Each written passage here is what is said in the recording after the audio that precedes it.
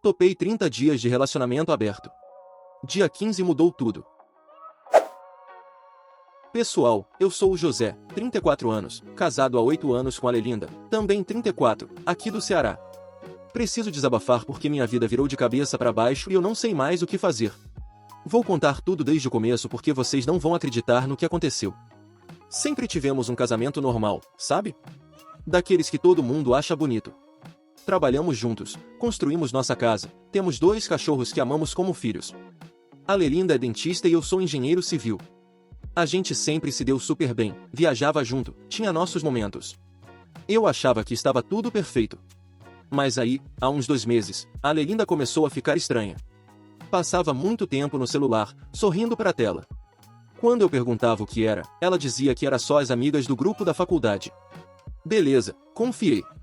A gente sempre teve confiança um no outro, nunca dei motivo para desconfiar de nada. Até que num sábado à noite, depois de tomarmos umas cervejas em casa, ela soltou a bomba. Disse que queria conversar sobre algo sério. Meu coração gelou na hora. Pensei que ia pedir divórcio ou confessar algo terrível. Mas o que ela disse foi pior do que eu poderia imaginar. José, eu te amo muito, você sabe disso. Mas eu tenho sentido que nossa rotina está muito monótona. A gente faz as mesmas coisas, do mesmo jeito, todo dia. Eu quero experimentar coisas novas, sentir aquela emoção de quando a gente se conheceu. Eu fiquei confuso. Propus a gente viajar mais, fazer coisas diferentes juntos, sei lá, entrar numa academia de dança, aprender um esporte novo. Mas ela balançou a cabeça. Não é isso, José. Eu estava conversando com minhas amigas e elas me apresentaram um conceito que tem ajudado muitos casais modernos a reavivar a chama do relacionamento. Foi aí que ela mencionou pela primeira vez, relacionamento aberto temporário. Gente, eu quase cuspi a cerveja. Relacionamento aberto? Minha Lelinda, a menina que conheci na igreja, que sempre foi certinha, estava me propondo isso? Achei que era brincadeira, mas ela estava completamente séria. Ela explicou que tinha lido vários artigos, visto vídeos, conversado com amigas que tinham feito isso. A ideia era simples. Durante 30 dias, nós 2 seríamos livres para sair com outras pessoas, experimentar coisas novas, mas com regras bem definidas. Depois dos 30 dias, voltaríamos à normalidade. Segundo ela, nosso casamento seria mais forte do que nunca. Eu disse que não, claro. Disse que era loucura, que isso ia destruir o que a gente tinha construído. Mas ela insistiu. Disse que se eu não topasse, ela ia achar que eu não me importava com os sentimentos dela, que eu era egoísta e não queria que ela fosse feliz. Cara, ela chorou tanto naquela noite. Disse que se sentia presa, que amava nossa vida juntos mas precisava desse tempo para se encontrar novamente. Que depois disso ela voltaria renovada e mais apaixonada por mim. Ela me garantiu que não tinha ninguém em mente, que era só pela experiência mesmo. Passei uma semana pensando nisso. Não conseguia trabalhar direito, não dormia bem. Conversei com meu melhor amigo, o Ricardo, e ele disse que eu era louco de aceitar uma coisa dessas. Mas também falei com meu primo, o Júnior, que é mais liberal, e ele disse que se fosse para salvar o casamento, talvez valesse a pena tentar. No fim, depois de muita pressão da Lelinda, eu aceitei. Mas estabeleci minhas próprias regras, nada de trazer pessoas para nossa casa, nada de contar detalhes um pro outro, total discrição, proteção sempre, e no dia 31 tudo voltaria ao normal. Ela concordou com tudo, me deu um abraço apertado e disse que eu ia ver como isso seria bom para a gente. O dia 1 foi estranho pra caramba. A Lelinda arrumou o cabelo, colocou um vestido que eu não via há anos e disse que ia sair com as amigas. Voltou só de madrugada. Eu fiquei em casa assistindo futebol, tentando não pensar no que ela estava fazendo. Não saí com ninguém porque, sinceramente, eu não queria. Eu só tinha aceitado aquilo para não perder minha esposa. Nos primeiros dias, eu ainda tentava agir normal. Fazia as refeições, cuidava da casa, trabalhava. Mas a Lelinda estava diferente. Mais animada, mais arrumada, mais distante.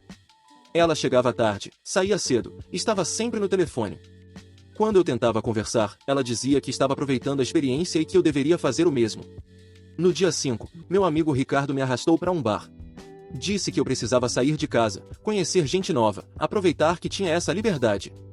Lá no bar, uma moça chamada Patrícia puxou conversa comigo. Ela era simpática, bonita, trabalhava como advogada. A gente conversou bastante, ri de algumas piadas, mas quando ela sugeriu que a gente fosse para outro lugar, eu inventei uma desculpa e fui embora. Não conseguia. Meu coração ainda estava com a Lelinda. Já a Lelinda parecia estar adorando. No dia 7, ela chegou em casa às 4 da manhã. Eu estava acordado, claro, não conseguia dormir sabendo que ela estava por aí. Quando perguntei onde ela tinha estado, ela simplesmente disse: José, essas foram suas regras. Não vamos contar detalhes, lembra? Aquilo me partiu. Comecei a me questionar se tinha feito a escolha certa. Comecei a beber mais, faltava concentração no trabalho. Meus colegas notaram que eu estava diferente. Inventei que estava com problemas pessoais, mas não contei para ninguém o que realmente estava acontecendo. Tinha vergonha demais. No dia 10, eu decidi que se ela estava aproveitando, eu também ia tentar. Baixei os aplicativos daqueles de encontro. Coloquei minhas fotos, fiz meu perfil. Em poucas horas tinha várias conversas rolando. Uma moça chamada Camila me chamou para sair. Ela era professora, parecia legal.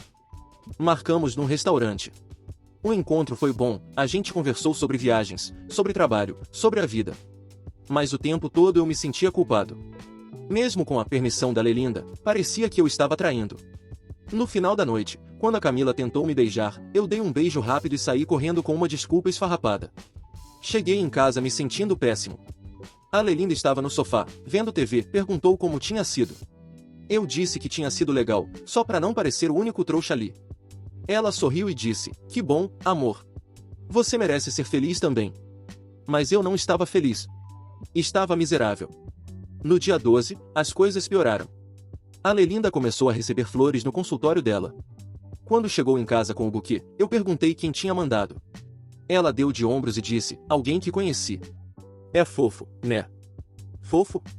Minha esposa estava recebendo flores de outro cara e achava fofo? Eu explodi. Gritei que aquilo estava passando dos limites, que flores era coisa de gente apaixonada, não de experiência temporária. Ela ficou calma, muito calma, e disse: José, você aceitou isso. Não pode mudar as regras agora só porque não está gostando. Ela estava certa. Eu tinha aceitado. Mas estava me destruindo por dentro. No dia 13, eu não aguentei. Liguei pro Ricardo e desabafei tudo. Ele ficou furioso comigo.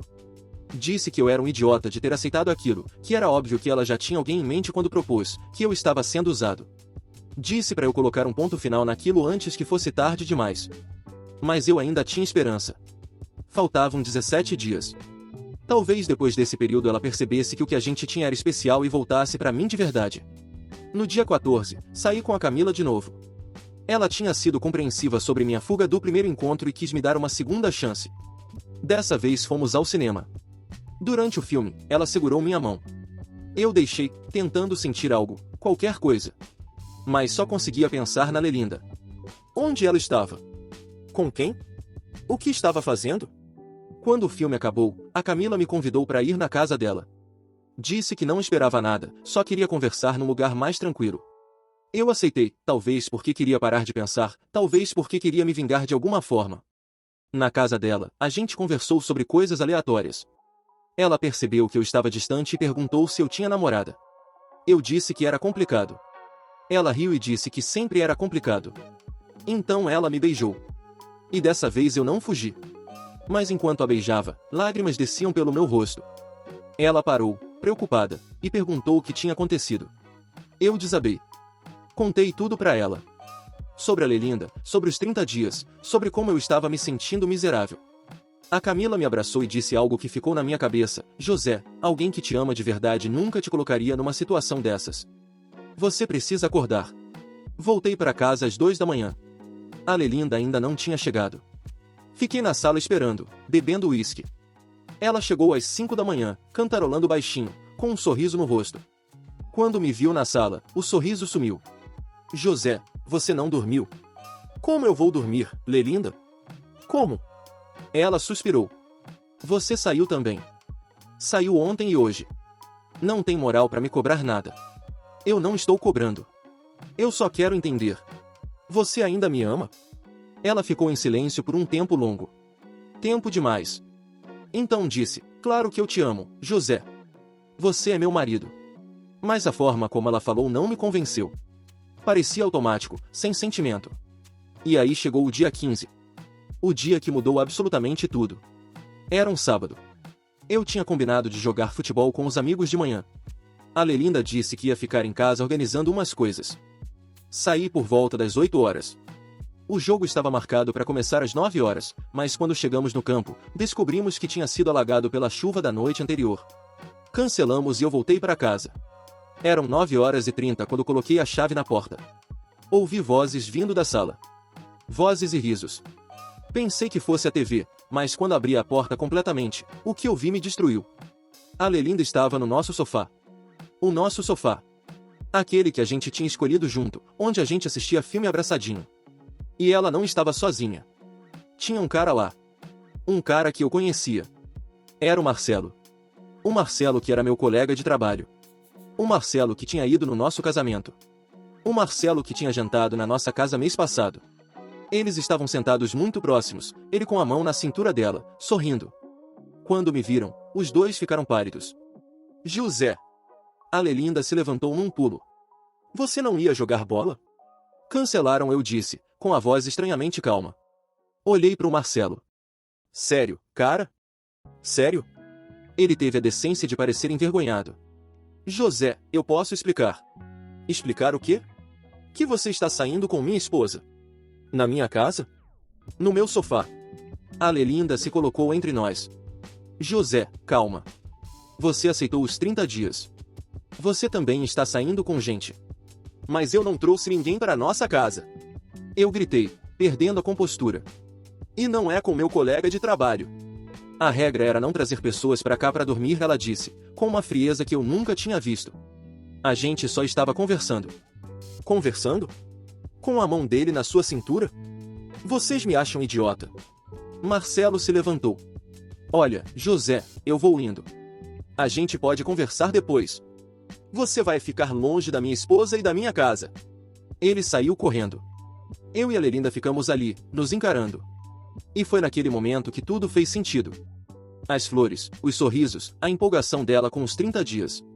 Não era sobre experimentar coisas novas. Era sobre o Marcelo.